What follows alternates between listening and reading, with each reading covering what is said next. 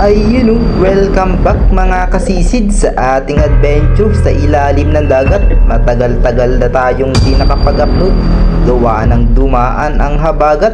Ay sa ngayon, pinagbigyan na tayo, kaya naman wag na nating sayangin ang panahong ito.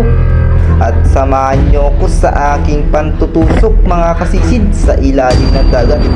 At wag na nating patagalin pa, samahan nyo ko sa aking adventure. Let's go!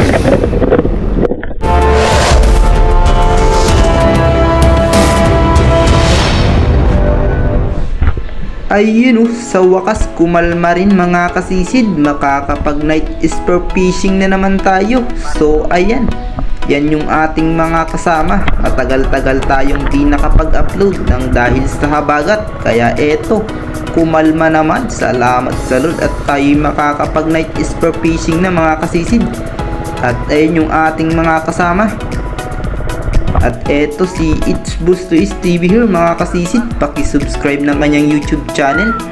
At wag na nating patagalin pa. Ayun isang kanuping agad yung nag-aantay sa atin mga kasisid. Ayun, pinestuhan ko at ayun, sapul mga kasisid.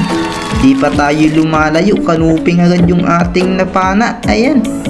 At sana naman ay marami tayong mahuli sa ngayong night spear fishing natin mga kasisid. At sa pangalawa naman, isang kanuping na naman mga kasisid. Ayun sapul kang kanuping ka. So yan mga kasisid, di pa tayo lumalayo, dalawang kanuping agad yung ating napana, mga mamahaling isda. At sana naman ay marami pa tayong mahuling ganito. At eto 51, ayan sinubukan ko at ayun, sapul mga kasisid. Napakasarap nito sa inihaw mga kasisid. May isa na agad tayong napanang 51. At salamat naman may nahuhuli pa rin tayo kahit papaano mga kasisid. At di pa tayo lumalayo mga kasisid ay may nahuli na agad yung ating kasamang cuttlefish. Ayun at di na natin pinatagal at eto, ayun sapul mga kasisid, pero yun nakawala. Tingnan nyo mabuti pinara ko sa ulo mga kasisid, pero yun hindi tumagos yung ating shop. At kaya naman agad akong nag-reload ng aking pana mga kasisid at binalikan ko at eto, ayun sapul mga kasisid.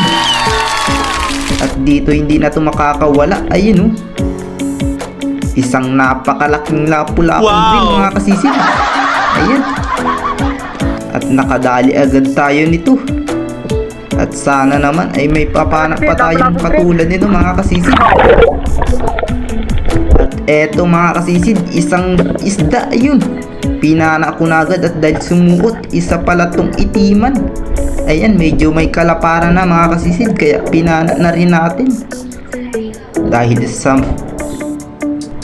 At eto mga kasisid, isang sulid or dalagang bukid. Ayun lumalangi at ayun, hindi tinama. At eto dalagang bukid, ayun, hindi na naman tinama mga kasisid.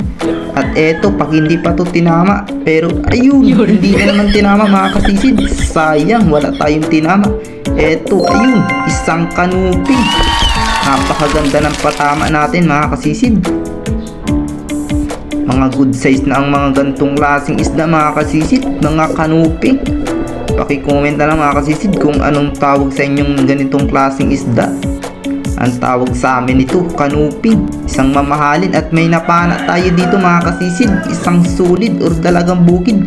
At ito na naman, ayun, sapul mga kasisid, dalagang bukid na naman. Medyo marami na yung nahuli ng ating kasamahan, pero dalawa pa lang yung dalagang bukid natin mga kasisid dahil sa hindi natin tinatamaan. Pero ayos lang yan, magpatuloy tayo sa ating pamamana.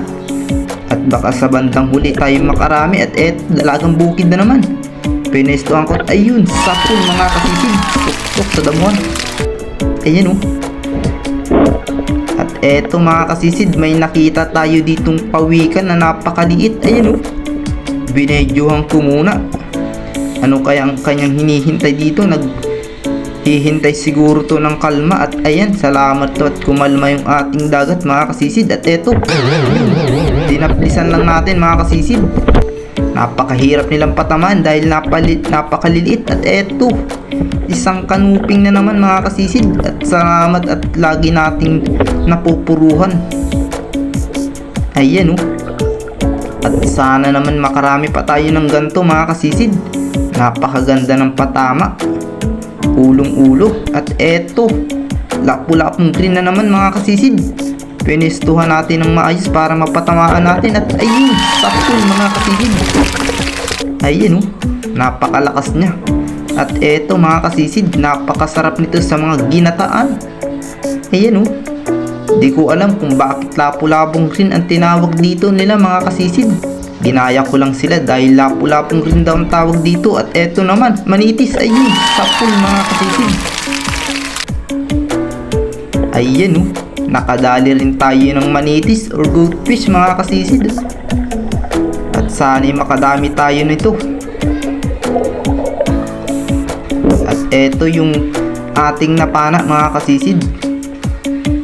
Napakaganda ng patama. At eto, may sumalubong sa atin. At pero ayun, hindi natin tinama. At ayun, sininjal natin sa kasama natin. At dito mga kasisid ay may napana tayong isang kanuping na naman. Ayun oh, napakaganda ng patama. Hindi na natin nakunan ng video dahil sa napakailap.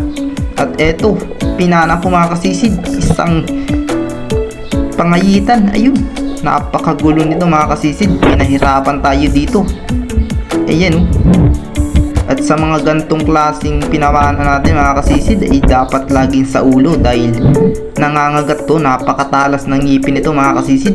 Ingat tayo sa mga gantong klase. Ayan oh, binaluktot na yung ating shop mga kasisid, pero nakuha pa rin naman natin to mga kasisid.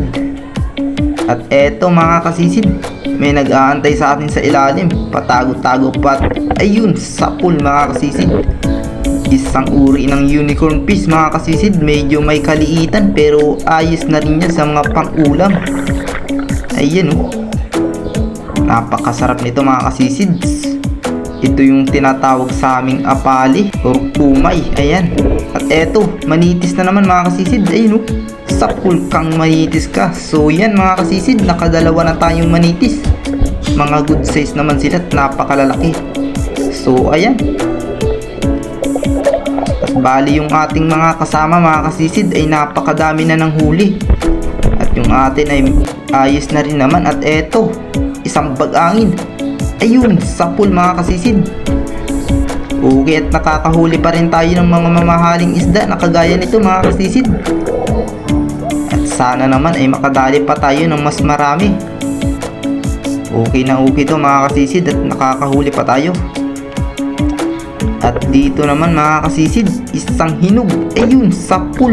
At ayun, napakalakas mga kasisid. Akala ko maliit, medyo may kalakihan na rin pala. So eto, napakalakas niya mga kasisid. Medyo may kalaliman lang kaya hindi na tayo tumatagal sa ilalim. So yan, ingat tayo sa mga gantong klaseng isda mga kasisid dahil napakalala nito. At eto, nalubat yung ating camera mga kasisid. Ito yung ating mga nahuli. So yan, hanggang dito na lang mga kasisid.